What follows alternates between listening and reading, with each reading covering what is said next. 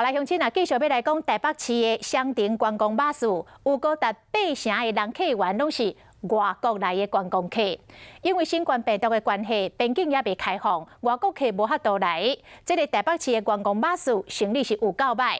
台北市长郭文泰特别邀请到卫福部长陈时中、交通部长林佳龙做伙来坐观光巴士，要来推销台北拼观光。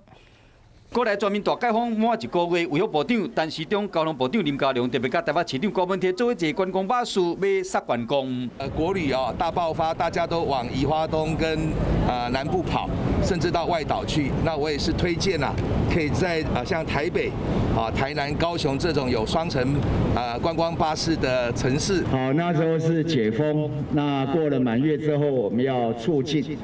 那台北是一个国际的都市。 其实景点非常的多。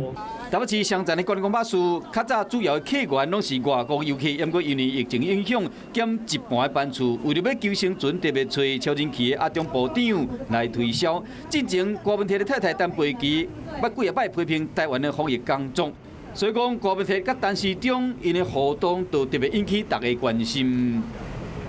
今天就是陈部长跟柯市长两个人互动不多，但是是不是感觉让双方还是蛮尴尬的？不会了，不会啊，怎么会很尴尬？怎么会很尴尬？不会了，那尴尬就不会来了，怎么会尴尬？那这不是在帮台北市，这是我们大家自己在帮自己啊。大家态度拢真大方，表示讲要共同提振经济甲观光。